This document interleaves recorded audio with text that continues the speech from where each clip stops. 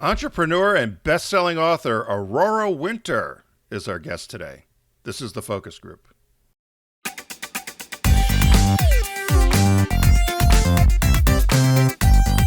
They're all business, except when they're not.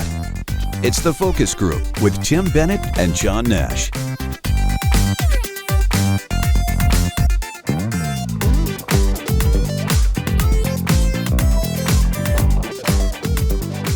Welcome to the Focus Group. Mr. Nash, I love those old Yankee names. Aurora is one of them. Aurora's Canadian.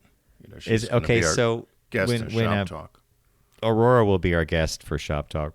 And when I hear her name, if anybody out there is a fan of The Gilded Age on HBO, there is a character called Aurora Fane. And every time I think we're going to talk to Aurora, I have to think to myself, no, it's not Aurora Fane. She's on The Gilded Age. We're talking to Aurora Winter, award-winning author and guest on the Focus Group. So, yeah, it is a classic old name, isn't it? Yeah, it's not Aurora Borealis either, right? So you say that.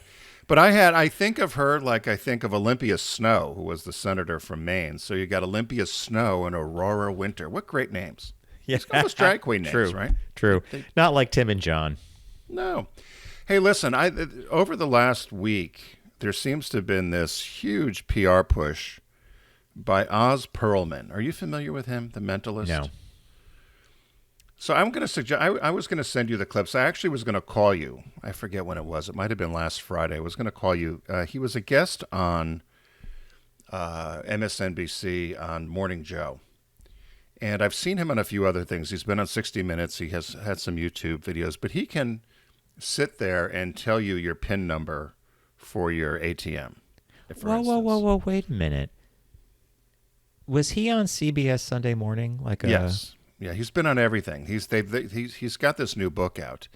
And I, for the life of me, can't figure it out. He sat there with Willie and Joe and Mika and, Barnacle and everybody, and was able to, they asked Mika, if you could interview anybody living or dead, essentially, who would you interview if you could interview anybody? And which opens it up, right, to a huge swath of people. And he writes it down and puts it in an envelope and puts it to the side. And then they start asking questions or whatever. And he gets it right. It was her father. Wow. Who she picked. But he picked one of the guy's PIN numbers. He picked a mentor that gave the best advice to Willie. Just some random name. But I don't know how he does it. He says he doesn't mind read. He just deduces based upon how you look, how you act, how you respond to things. And I, for the life of me, can't figure it out. Mika was floored. I mean, she just couldn't get over it because she thought, she's like you, a little bit of a skeptic and any of this sort of stuff. Yeah. And then there's a clip. I'm going to send you the clips. There's a clip on Howard Stern where he does it in the Howard Stern studio to everybody. And even Howard is just like this, he's like, there's no friggin' way. How are you getting this? Picking numbers, picking birthdays, he just gets them. And I don't know. So I was wondering if you had seen him. So I was going to suggest I did see him on CBS Sunday Morning. They talked about, and I've seen him pop up on Instagram and on Twitter, because I guess he guessed Joe Rogan's PIN number. He was on the Joe Rogan podcast. And I saw the clip, and Rogan's just sitting there like, and of course he's not going to tell you what the number is, but yes, and he did say that no, he's not mind reading. He's deducing all this from minor clues, very, very simple clues that our body language apparently is giving off. But that begs the question.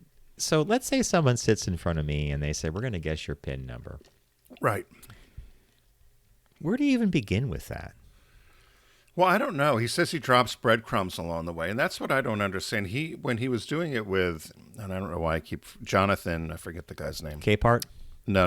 It was the guy he's the redheaded guy he's on the show now a lot. I should know his name.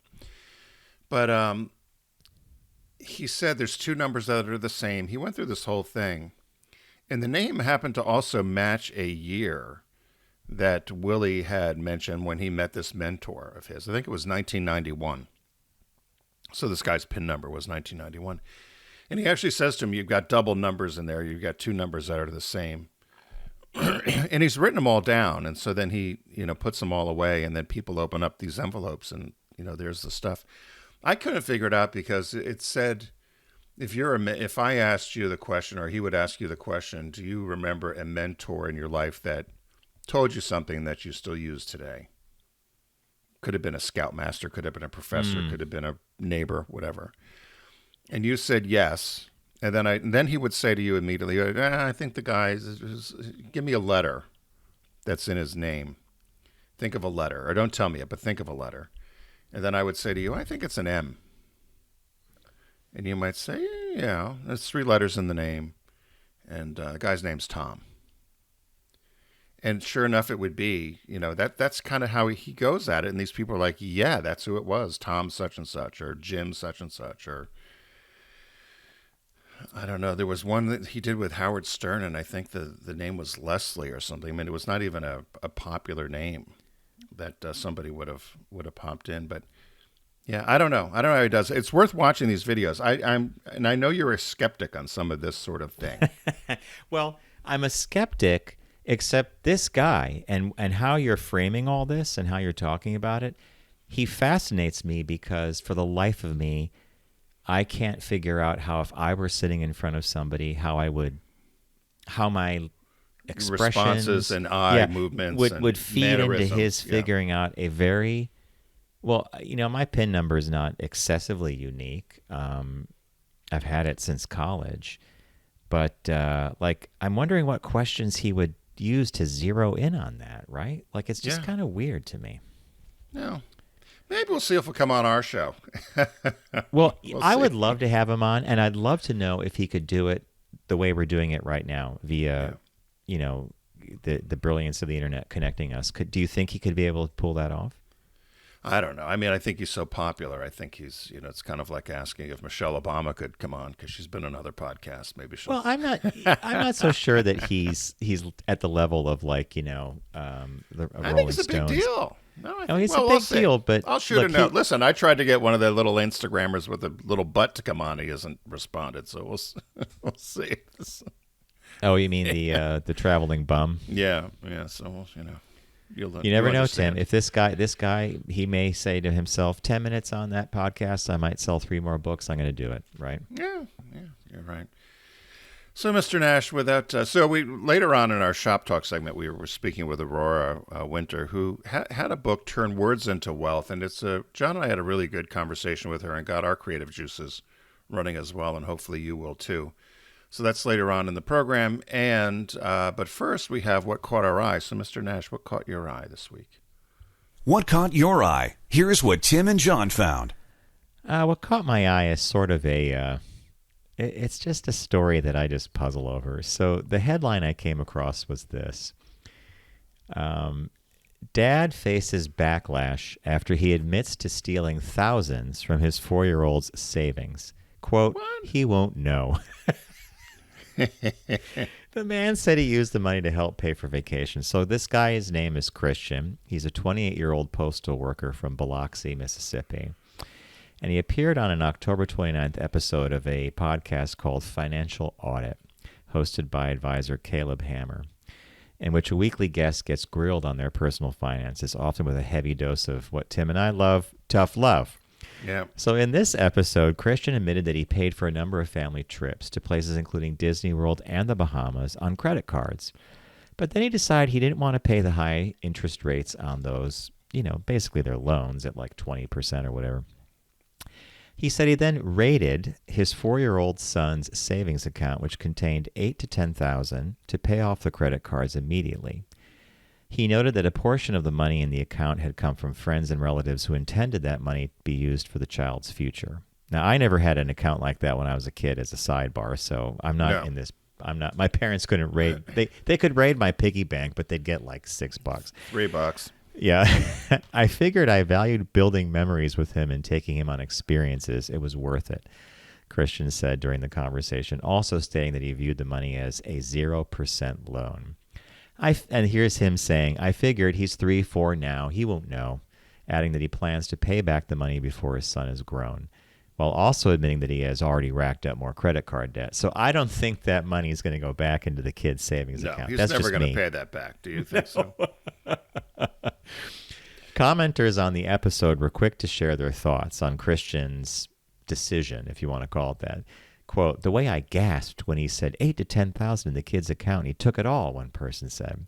"Like stealing candy from a baby, except you're stealing from your literal baby." Someone else called the interview a wake-up call. "This man is scary. He has the same job as me, makes the same amount of money and has the same vice." Vice was interesting. "The only difference is that I don't have a wife and child. The video feels like a massive wake-up call. Thank you."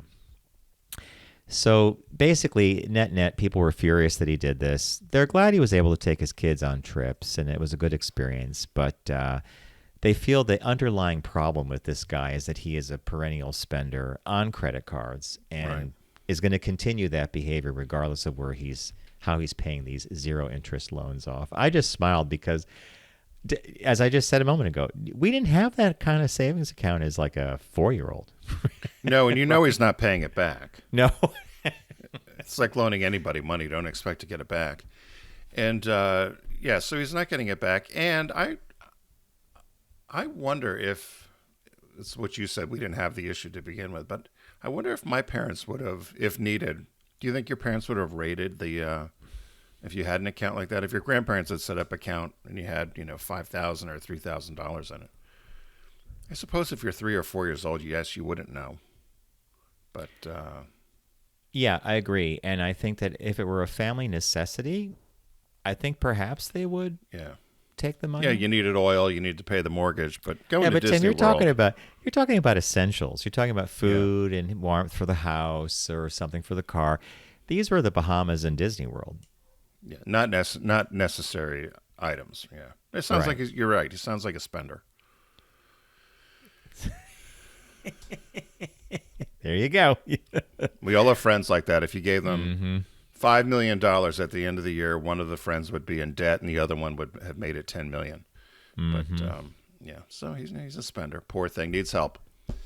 My speaking of money, mine's very similar in terms of it's just giving and taking.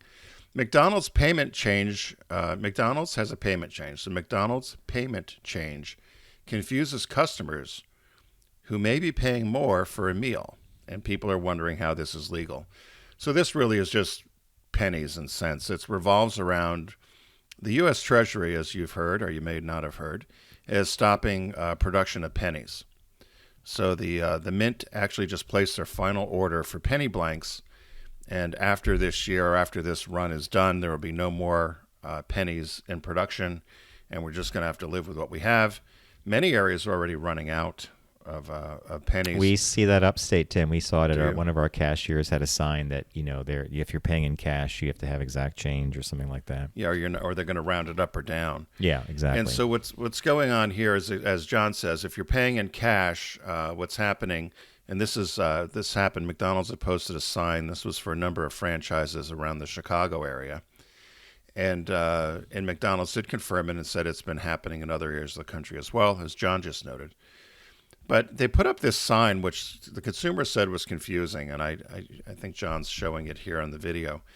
But it's if it ends in a 1 or 2, it's down to a 0. If it's 3 or 4, it's up to 5. If it's 6 or 7, it's down to 5. If it's 9 or 8 or 9, it's up to 10. Rather than just saying it's going to round off to the number. And so people got confused about this because if it ended up being $8.33, it was going to go up to 5, so it'd be $8.35. So you'd pay 2 cents more. No, I think that it's only about the change you're getting, right? Only your change. I think it says pay too.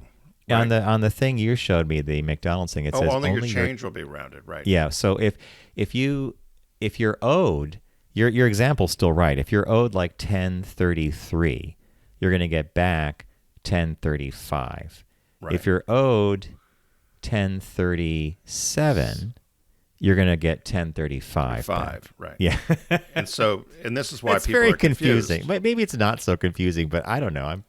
No, it is. I think it is because so people are saying, just pay with your credit card or debit, and this is a way to get people not to use cash anymore, as people say we're going to become a cashless society. They said this has been going on at the McDonald's in Canada and Australia They said Australia for decades. They said in Canada for the last few years because Canada also stopped Making the production penny. of the penny. But I laughed about this because I thought, well, I was trying to figure out the grocery store here always asks if I want to round up my bill for charity or something. Okay. And I always cock my head like, really? Are you collecting all of this money and what charity is it going to? But so this is going on now because we're not going to have pennies anymore. But a lot of people now are claiming they're going to do a class action suit.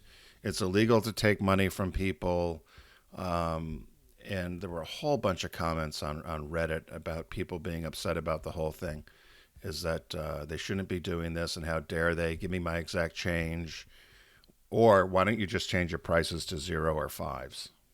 Or There you go. But the problem with that is tax. But they could figure that out. They could figure that out, how to build that in, right? yeah.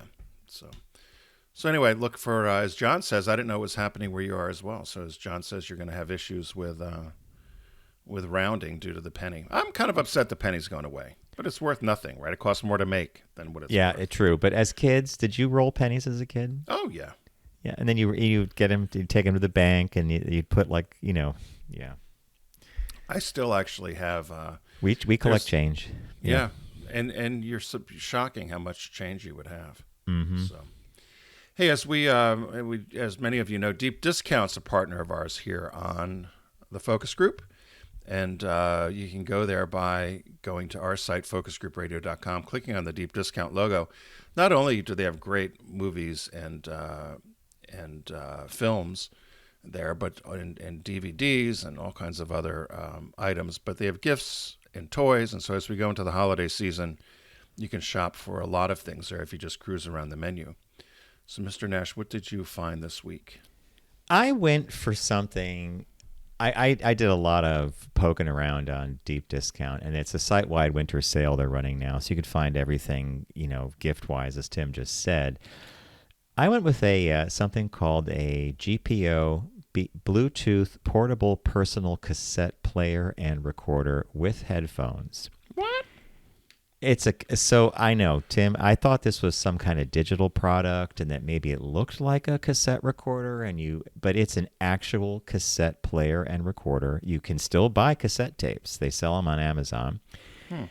And I thought about this because when I had this get together with my old college friends, with my friend Amy put together, she opened a box of cassette tapes and said, "Do you recognize any of these?" And there are 2 or 3 that I had made for a house party we had. They were mixtapes. Yeah. And during this evening, she played all the tapes that she had in this box. It was talk about memory road, right?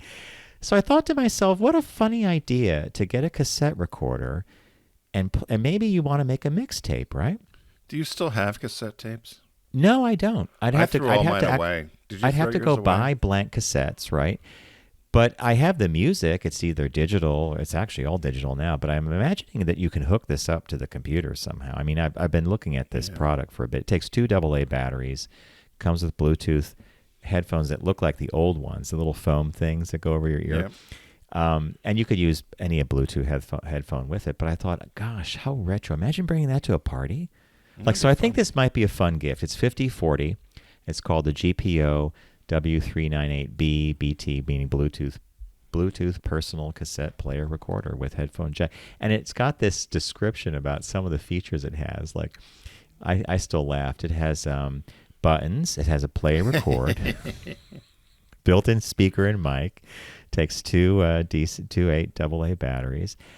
It could also, headset has a rechargeable battery.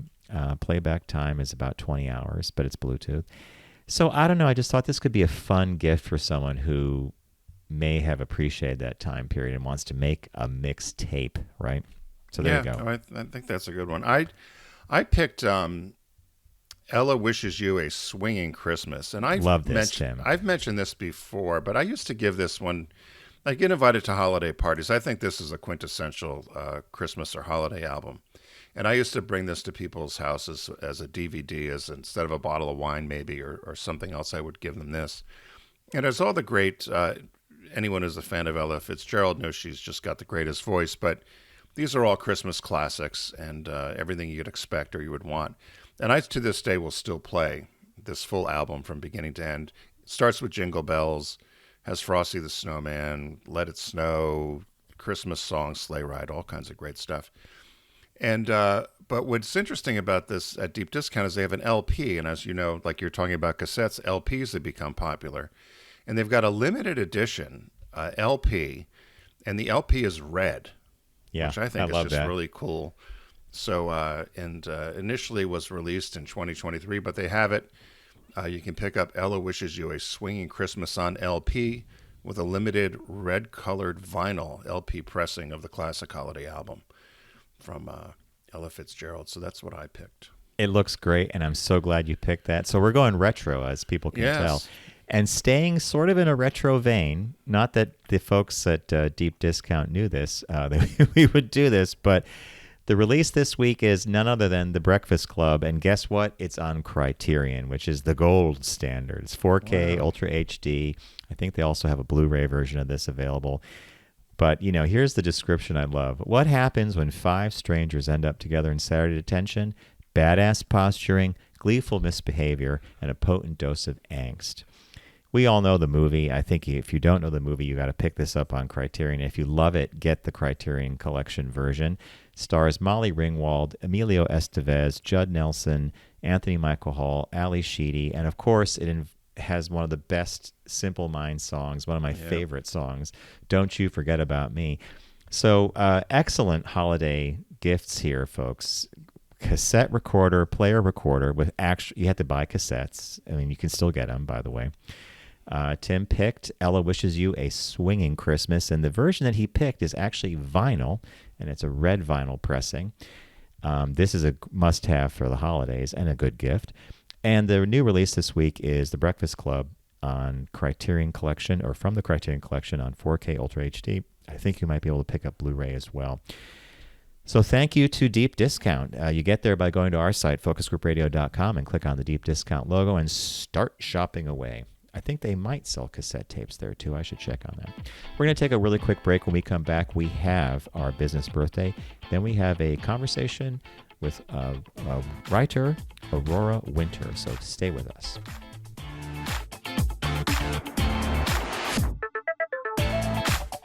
You're listening to The Focus Group with Tim and John. Learn more at focusgroupradio.com.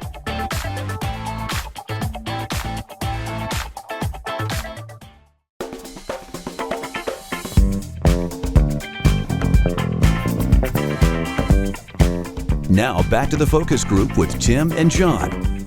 Available pretty much everywhere.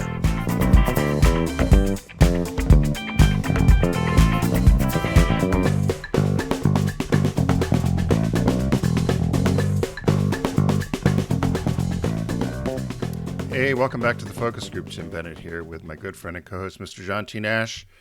Later on, after our business birthday, we've got a shop talk with Aurora Winter, and you'll enjoy that conversation, so be sure to stay with us there. But first, we've got our business birthday. Everyone does celebrity birthday greetings, but The Focus Group is the only show in the universe that celebrates business birthdays. Born November 5th in 1893, Raymond Loewy. He died at 92 in Monte Carlo in 1986. None other than Tim. Monte Carlo? Are you serious? Monte Carlo. He died in Monte Carlo, right? Brilliant. It's like me almost dying. Where were we in that Corsica on Corsica, that all-wheel thing that I fell over on. French-born American industrial designer who achieved fame for the magnitude of design efforts across a variety of industries. Did you know this guy? Tim, you sent me the graphics, and if you're watching on YouTube or if you're listening, I'll tell you he has designed logos for Nabisco, TWA, Shell, BP, Exxon, United Postal Service, that goes back a ways, Lucky Strike, Canada Dry. I mean, the list goes on. Yeah. I had heard of him once or twice before in my earlier days of graphic design work, but what a legend, right? Yeah, I was going to say, so he was born in France and educated in France, and then came to the U.S. after World War I. And he was brought in to do some design work for the railroads. But he's been referred to as the man who shaped America, the father of streamlining, and the father of industrial design. John mentioned some of the logos and so forth. He did the Concorde aircraft interiors, the fly the Concorde. Wow. Redesigned the Coca-Cola bottle for the different levels of sizes, 12 ounce, 64 ounce, whatever. Also, NASA hired him for the Skylab interior. He designed the plates, the knives, the forks, the tables, the areas where they would sit and have privacy for sleeping. Cold spot refrigerators for Sears. So many Pennsylvania Railroad's livery, the way the trains would look from a design outside with pinstriping or color schemes, as well as the stations, railroad stations. You mentioned Studebaker. Also, many people always ask about Air Force One, so the president's plane. He designed the livery with Jackie O. She told him that the president at the time, Kennedy, liked the particular typeface. That's why that typeface is on the plane. And so from that typeface, he came up with the colors of the kind of light blue or royal blue, which you've seen Trump wants to change, by the way. Have you seen that? He went to change it, then Biden came in, changed it back, and now I think we're going to go to some gaudy red, white, and blue design to fit the gilded White House. Did he design I have a picture you sent as well of a bunch of cars and stuff. Did he design the streamlined double-decker Greyhound bus, or was that the logo he did? No, he did it was called a scenic cruiser, the interior cruiser. Okay. for Greyhound. Lucky Strike packaging, Coca-Cola vending machines, as I mentioned, Air Force One. It's all these different railroad cars and electric railroad locomotives, diesel and electric. He started when he came to the U.S. So after I said he was in World War I in France, and as a little kid he designed this model airplane, which at a young age, young teen, actually got produced as a toy, and that's what started him on the design path. When he came to the U.S., he worked as a window designer for Macy's, Wanamaker's, and Saks. He also was a fashion illustrator for Vogue and Harper's Bazaar. Worked for Westinghouse, an automobile company called Hupp. As I mentioned, Sears Roebuck. He also designed a number of houses. Apparently, Macy's used to sell houses. I had no idea. I always knew of the Sear house. Like they were kit homes, yeah. Yeah. They said he also designed some of the locomotive engines, and in terms of how they would look or how to simplify them and streamline them. I'm going through the list here. It's just unbelievable. He would be a great person to have a documentary about, I think. And one of the pictures that Tim sent, which I'm using on our video for YouTube, there's this picture of him sort of side profile with a big like a suit and tie on and a big tie. It's black and white, and he's got a cigarette in one hand, but he looks elegant French. Like I would put it that way. He looks like the guy that did all this, right? I think it's such a cool. So you don't think there's been a documentary about him, huh? Not that I'd seen. There's a. So he was married twice. He returned in 1980 at the age of 87 back to France. He died in Monte Carlo, which was his residence, July 14th, 1986, and is buried there. He had one daughter, and her name is Laurence. I don't know how you pronounce it. Laurence. And she opened a Loewy Design Center in Atlanta, Georgia, and manages a lot of his interests because many of the things he did are either still in use or I believe they probably get residual from design. There's also a gallery in Roanoke, Virginia, and that you can go and see a lot of his work.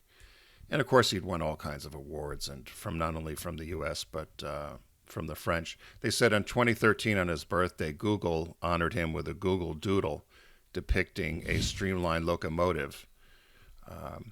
But went through Frigidaire, was one we didn't mention, Lionel Little Trains, Pacific Airlines, TWA Airlines, Studebaker. I'm going through some more lists here. Sunbeam Automobiles, Boeing Stratoliner Interiors. It's crazy, right? Yeah, I can't imagine somebody doing all this work. I don't. What a cool guy. And I think you're right, Tim. A documentary about him would be one I would definitely watch.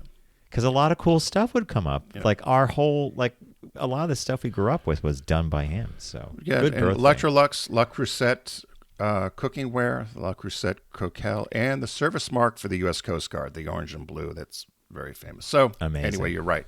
Oh, and also out at TWA, the JFK that Saarinen building. Yeah, involved with that as well. So he probably helped with the interiors and some of the signage and the logos. Yeah. So John, is this why you wanted to? I thought this could be John Nash as a graphic designer, right, and industrial designer. I was what I would call a serviceable designer. I'm not sure I ever rose. I'm not sure. I always gave very good results. I had a client who said, "You're reliable, you're talented, you're great," but I think this guy rose to a different level. Yeah, he was born early. Yeah. So that's our business birthday. It's Raymond Loewy. Okay, now it's time for Shop Talk. Joining us here on the focus group is Aurora Winter. Among many things, Aurora is a successful, let me get that out right, entrepreneur, best-selling author, TV writer, producer, and founder of Same Page Publishing, which is samepagepublishing.com. She's the author of 10 books, including Turn Your Words into Wealth, a blueprint for your business, brand, and book. She advocates that proper storytelling will lead to business success. It sounds easy. So welcome to the focus group, Aurora. It's great to be on the show with you too.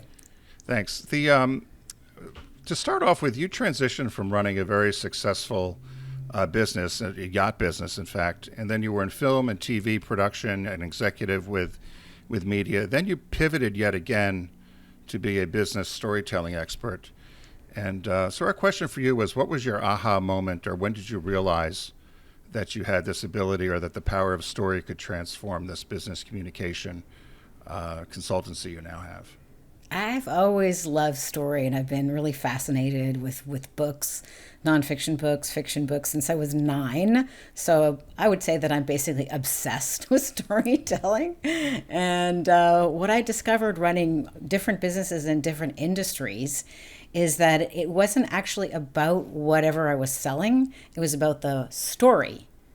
That made the world of difference. It made the world of difference from, struggling, eating rice and beans with my husband on the first business that we started. Like, honestly, he had to claim, workman's compensation or whatever, because we just could not pay the rent for this postage stamp sized office and home that was combined 400 square feet, to being the largest yacht dealership in Western Canada, a multi-million-dollar business with double the gross margins of our competitors. And that was because of, yes, a good product, but a really compelling, clear story.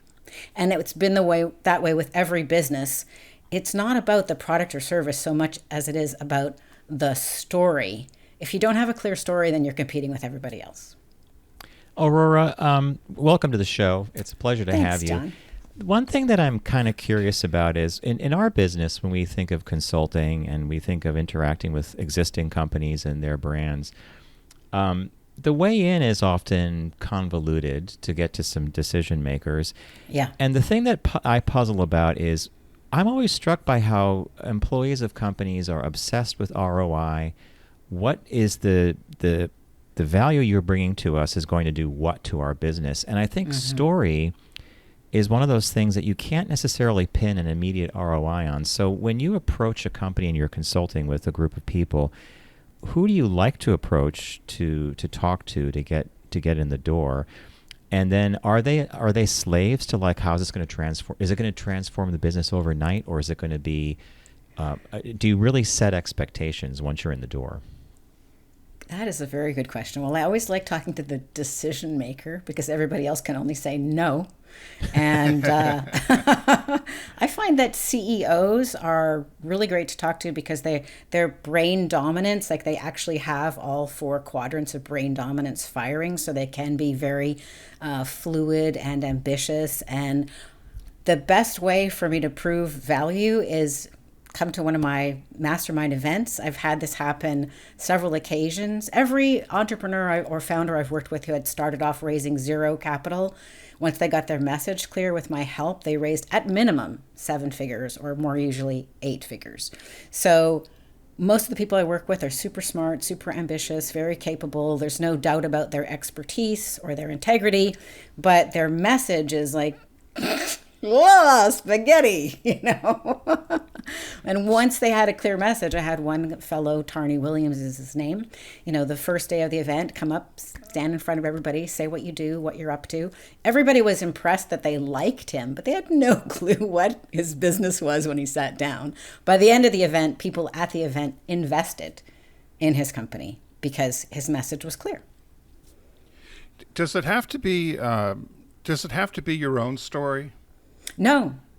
In fact, you should collect stories of people. They could be famous people, but they could also be stories of people who you've affected. I like to offer people, blueprints, because once you understand the blueprint of communication, you can do it. And here's a simple blueprint that everybody can understand.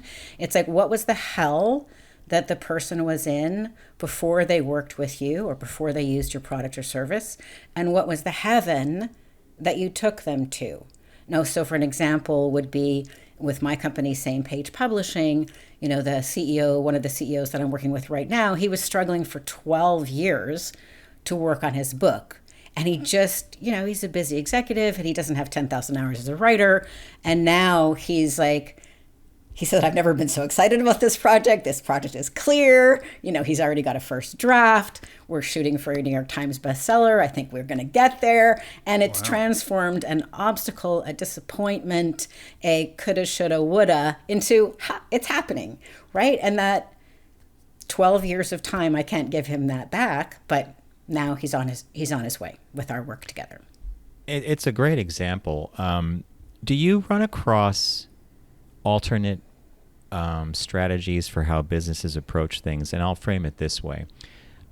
Years ago, I was introduced to Simon Sinek's The Golden Circle, Why, How, What. And that's a very particular way of thinking about something. It's not necessarily story-based, but if you answer the why, how, what correctly, you have a story you can tell. So you have probably walked into companies or you've worked with individuals who have encountered a couple of different strategies for improving their business. Do you have to sometimes unravel that to get to story, or do you have to build on it? I like what you just said about the why, how, what. And I think that you can also add another component to that. But what I find is that people, especially engineers, they get really stuck in just talking about one. This one. They just talk about the what, and I think why, how, you want to add who to that. So people's brain dominance, people will filter. CEOs filter for why. Why are we doing this? Engineers filter for what. People filter for who, and then other people, the executors, filter for how. So a message, even a corporate message, should touch on all four of those things before going in too much depth on any one, because you will leave the person. If you haven't answered why, and I'm in the audience because I'm a CEO, I can't really listen because I don't know why you're talking about this, right? But for other people, it might be the who. They really need to understand who is this going to help before they're fully listening. So it's good to touch on all four of those things really quickly. That might not necessarily be a story, but at least you will have reached out to everybody. Go ahead, Tim. Sorry. No, you finish that, John. Finish that thought, because I was going to ask a selfish question about you and I. Well, and that leads me to this next thought of, we often have these. We're talking about major corporations, people that are doing angel investing. They're raising large amounts of capital. But let's take it down to a small business or a sole proprietor or someone who's consulting, for example. I think that you could adapt your book and your thought process to scale to anything. Would you agree with that? Absolutely. I really like pointing out to people that the number 3 search engine is Amazon. So if you have some kind of expertise, you really should have a book on Amazon. That's super important, and then everybody can find you around the world, but you need to have a very good title and subtitle so people who have the problem that you solve can find you. Then the number 2 search engine is YouTube, which is why I YouTube, have a yeah. YouTube channel, Strategic Basics. So I believe it's really important in the day of AI for people to see face. And I think those two together will put you at the top of the new search engine, the AEO, right? Because they index books and if you have a lot of content. So I think YouTube, I disagree with Gary Vee. I really love him. I think he's got great content. Gary If you're Vaynerchuk, running, yeah. if you're running a Fortune 500 company, but I think if your business is under 3 million and you have a media team of under 3 people, that if you just focus on Amazon and YouTube, you'll be good to go.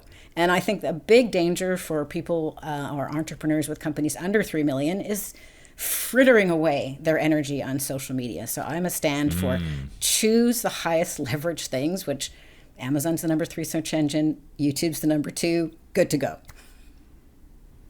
Wow. So selfishly, I guess this leads right into John and I are best known for the 15-year campaign we did in niche marketing, particularly LGBTQ, and really just gay and lesbian marketing to the consumer for Subaru, the car brand. Yeah, I read that there was quite, 4 times as many who purchased Subaru or something. Right, at the time, Stunning. females, lesbians were, and it's been written up in Harvard Business School and case studies, and we've been interviewed a lot, particularly when Pride Time comes. And John and I have tried to leverage that as a story through our business, and we've had some success over the years. But right now, in the current environment where people have confused DEI with marketing, it's been a real struggle for us. We've been doing this podcast for a radio show we started on Sirius XM for going on 18 years. And I feel, and I think John can either agree or disagree with me, that we're a little stuck in trying to figure out how to get attention again and or tell the story to grow the business. And let's talk about that. A couple of things. One, just because a story worked at a certain point doesn't mean that it couldn't benefit from refreshing. And you have a bunch of stories. So if that one's not working, pull out another one. But let's work on that one for just a second. So I didn't read the Harvard Business Review in depth. I just saw, that 4 times was like stunning. So what I want to know is, were you at cause for that increasing, or did you notice that increasing and capitalize on it? Because correlation is not causation, but if you were at cause for any portion of that, that makes the story even more powerful, because then you've got an ROI argument. Right. What was it that you observed that and capitalized on, or was it that your activities actually increased the number of purchasers from that specific group? Right. Well, it was John's agency had done some research and focus groups and found that women head of households, which ended up being as identified as lesbians, were the purchasers of the product at 4 times more the general public, and then presented the information to the brand, and then we capitalized on that, but then grew it to be even more. So. And still talked about today, even though we started, John, 1995, 96? Yeah, 94. Yeah, or 94. So, and we've been, John particularly, he's in Manhattan. He's been at conferences and heard people tell his story. That's John's a powerful why, story when you get to why that are point. we telling this story? So, but we're just wondering about it. Have you run into people that have had the same issue where maybe the cultural environment right now or the business environment just is not friendly to what our story is? Everything goes in cycles. So just, if you don't like the cycle, just wait a little bit. But I would challenge you to refresh the story if you're noticing that the political pushback is making that story not work as well as it did. Right. You could consider challenging the listeners with the question. And the question might sound something like, what if part of your market is starving for what you have to offer, but you don't know who they are? Right. We have a track record of identifying the audience that's hungry for what you have to offer, and then making sure that that our marketing reaches out to them. You don't even have to mention who that target was. Right. Right? And I think that is a really compelling argument. I think that happens so often that people make the mistake. It's like the social media point that I made earlier, even though I love Gary Vaynerchuk, like frittering attention equally across all possible venues or all possible buyers is like the worst mistake a small business can make. In fact, I was just reading in Revenge of the Tipping Point by Malcolm Gladwell. Here, this could be a resource for you. Oh, John's nodding. Well, actually, read Malcolm it. Gladwell lives up by where I have a country house, and I saw him jogging about a week ago. And as I rode my bike by, and I said, "Hello, Malcolm." Didn't even pay attention. But anyway. No, so rude. But anyway, back to his new book. But anyway, I recommend that you take a peek at Revenge of the Tipping Point because he talks about the power of the small groups. And I'm probably going to mangle the numbers, so don't hold me to the numbers. But the basic concept was when they were trying to push prescription drugs, the marketing people who worked for the drug company, I won't say the drug company's name because that might get us in trouble if I say the wrong number. They were just reaching out to all doctors equally. And they were annoying a lot of doctors and pissing off a lot of doctors. And eventually, they were not getting good returns. And then they spent, in the end, this company spent, I think, $40 million with one of the top 5 consulting firms. $40 million. And what they told them to do, which actually really worked, like a you-know-what, is they said, let's just focus on the doctors who are already prescribing the medication. This medication. And they zeroed in on it. It was like 0.1% of the doctors, and they blew up the sales for this prescription medication, which is now not a good thing to take. But your story, add one of Malcolm Gladwell's stories, maybe find another story about an example where a company was wasting money by treating all prospects the same way. Your example is already 4x. That's huge. Malcolm Gladwell's was 1000x. Find another story, then you've got a new keynote. Aurora, that's really fascinating because I used to always say in my agency days, it's a silver bullet, not buckshot. So if you design a presentation for maybe 5 different people, it's a silver bullet. You don't want to design a presentation for 40 because how's that story, you're spreading this story out to all these people that are not even going to pay attention to it. So I like your thought process. It matches with what I'm thinking. Now, before time's a terrible thief, and we're going to run out of time here in a minute. So I have a question for you, though. Okay. If you could give our listeners one practical exercise that they could use to start turning their words into wealth, what do you think that would be? The simplest exercise is start collecting those hell to heaven stories. Hell to heaven. Or heaven to hell. Yeah. So they start off in the hell, and then after they've worked with Tim and John, they spend less marketing money to get bigger results because they're zeroing in on the 4x. There are other recipes for communication, and once you understand the blueprint of communication, you can paint it any color you like with any story that you like. So I have a whole bunch of blueprints in Turn Words into Wealth, but here's one simple example that I can give, and I think it will really make a lot of sense to people. You want to understand, or you're well served to understand, the neuroscience of communication and how the brain works. The first filter is the croc brain. So in the blueprint, that is the foundation. Unless you get the attention of the croc brain with a hook or something, what category are we in? You might still be talking, but they're not listening. So you've got to build a foundation first. So an example would be Turn Words into Wealth. That's what category are we in? People might lean forward. But people often they do it in the wrong sequence, or they miss the second one, which is the midbrain. So human beings didn't survive for millennia because we're faster or stronger or have sharp claws or sharp teeth. We survive because of other people. So we're hyper aware of status and who else thinks this is a good idea.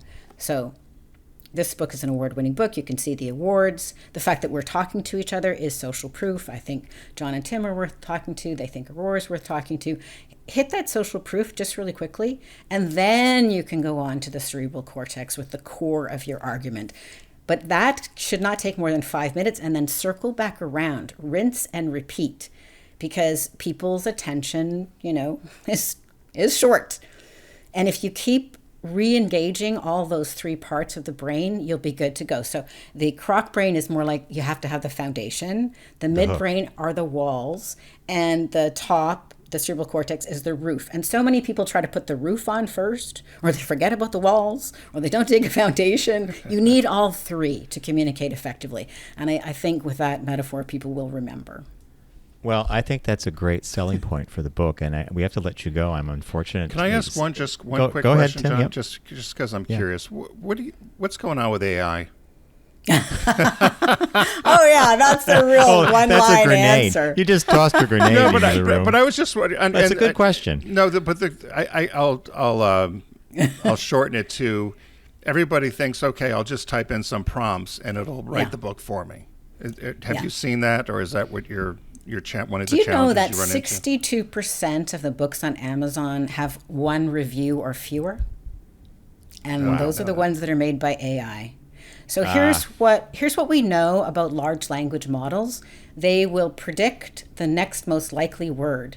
What is something that is predicting likely? It's average or mediocre at best. So I think the only way to survive in the age of AI is lean into storytelling. I think information is dead. People want information. They're just going to go to ChatGPT. How do I do this? How do I do that? But stories, no. You're the only one who has your stories, your hell, your heaven, the things you've overcome, the things you're passionate about, the people you've helped. That is gold. So I encourage people to lean into stories. And then, use AI to help you proof, so you don't have typos, and that you can more effectively do research. But lean into what you're passionate about, your authentic self, who you serve, what you want to stand for, and your brand is what other people say about you. So what kind of brand do you want to develop? Build it around your story. I think you'll be good to go. Brilliant, because I think the human race is really good at 2 things, storytelling and music. But that's just me. I think that's a great answer, Aurora. We've been talking to Aurora Winter. She is the author of a new book called Turn Words into Wealth. You might have seen it on the screen if you're watching on our YouTube channel.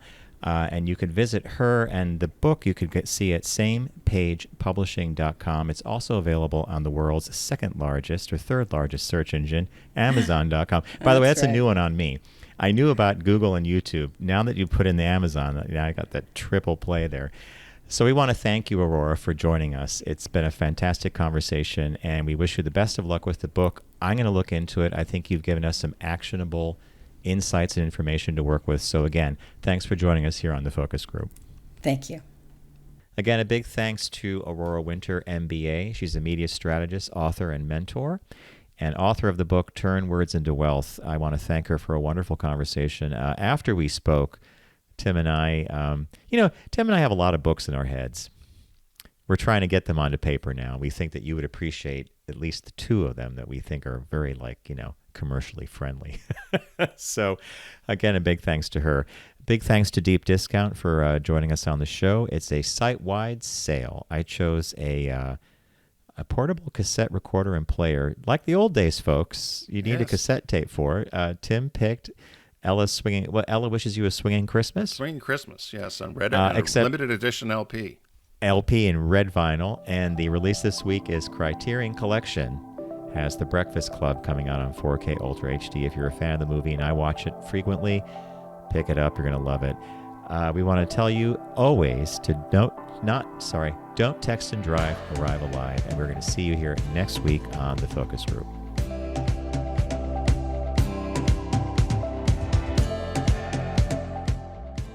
It's the Focus Group with Tim Bennett and John Nash. Accessible on all platforms. Subscribe, like, and rate us on your platform of choice. Learn more at focusgroupradio.com. That was a stunning focus group.